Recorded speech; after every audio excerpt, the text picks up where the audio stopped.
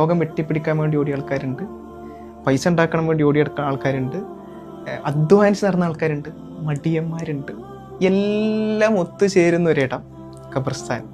പറ്റിയാൽ സമയം കിട്ടുമ്പം കുറച്ച് സമയം പോയിട്ട് ഖബർസ്ഥാനിൽ പോയിരിക്കണം. പള്ളിപ്പറമ്പ് ഖബർസ്ഥാനിൽ നടക്കണ വഴിക്ക് കണ്ട് സലാം പറയണതല്ല കേട്ടോ ഞാൻ പറയുന്നത്. നടക്കണ വഴിക്കുള്ള സലാം പറയലല്ല, അവിടെ പോയിട്ട് നിന്നിട്ടുള്ള ദുആ ചെയ്യലോ കാര്യങ്ങളോ ഒന്നുമല്ല. അവർക്ക് വേണ്ടി പ്രാർത്ഥിക്കണം, നിന്നിട്ടൊക്കെ ചെയ്യണം, അതൊന്നുമല്ല ഞാൻ പറയുന്നത്. ഒന്ന് അവിടെ പോയിട്ട് പതിഞ്ഞിരിക്കണം. അവിടെ ഒരു കല്ലോ കാര്യങ്ങളോ എവിടെയെങ്കിലും പോയിട്ടൊന്ന് കുറച്ച് നേരം ഇങ്ങനെ ഇരുന്നിട്ട് സമാധാനത്തിൽ ഒറ്റക്കൊന്ന് കുറച്ച് നേരം ഇരിക്കണം. അവിടുന്ന് കുറച്ച് ഇൻസൈറ്റ്സ് കിട്ടാനുണ്ട്. കാരണം എനിക്ക് മുമ്പേ നടന്നു പോയ മനുഷ്യരായി കിടക്കുന്നത് മുഴുവൻ എന്നെക്കാളും വലിയ വാശിക്കാരാണ് ഈ കിടക്കുന്നത്. ഇന്നെക്കാളും പൈസ ഉണ്ടാക്കണമെന്ന് പറഞ്ഞ് ഓടിയ ആൾക്കാരൊക്കെ ഇവിടെ ഉണ്ട്. എന്നെക്കാളും സ്നേഹമുള്ള മനുഷ്യന്മാർ ഇവിടെ ഉണ്ട്. എന്നെക്കാളും ദേഷ്യം കൊണ്ടിടുന്ന മനുഷ്യന്മാർ കൂട്ടത്തിലുണ്ട്. ലോകം വെട്ടിപ്പിടിക്കാൻ വേണ്ടി ഓടിയ ആൾക്കാരുണ്ട്, പൈസ ഉണ്ടാക്കണം വേണ്ടി ഓടിയ ആൾക്കാരുണ്ട്, അധ്വാനിച്ച് നടന്ന ആൾക്കാരുണ്ട്, മടിയന്മാരുണ്ട്. എല്ലാം വന്ന് അല്ലെങ്കിൽ സമ്പത്ത് കൊണ്ട് മണിമാളിക പണിഞ്ഞ ആൾക്കാരും അതിലുണ്ട്, കുടിലിൽ ജീവിച്ച ആൾക്കാരും അതിലുണ്ട്. എല്ലാം ഒത്തുചേരുന്ന ഒരിടം ഖബർസ്ഥാൻ. നാളെ എൻ്റെയും ഇടം അതേ ഖബർസ്ഥാനാണ്.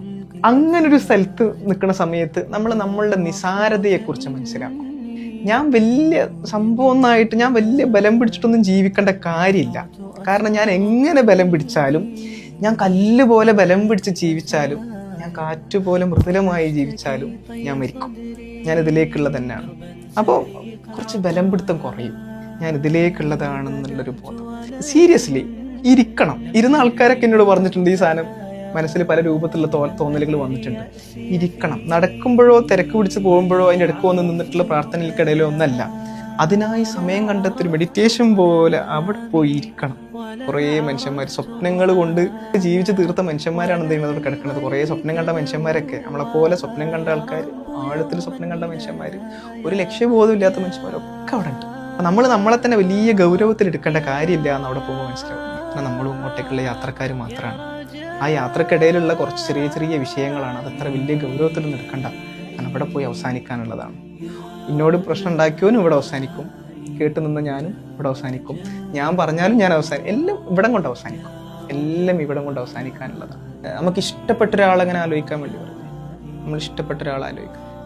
അപ്പം നമ്മളെ മനസ്സിലിങ്ങനെ കുറേ ആൾക്കാർ വരും.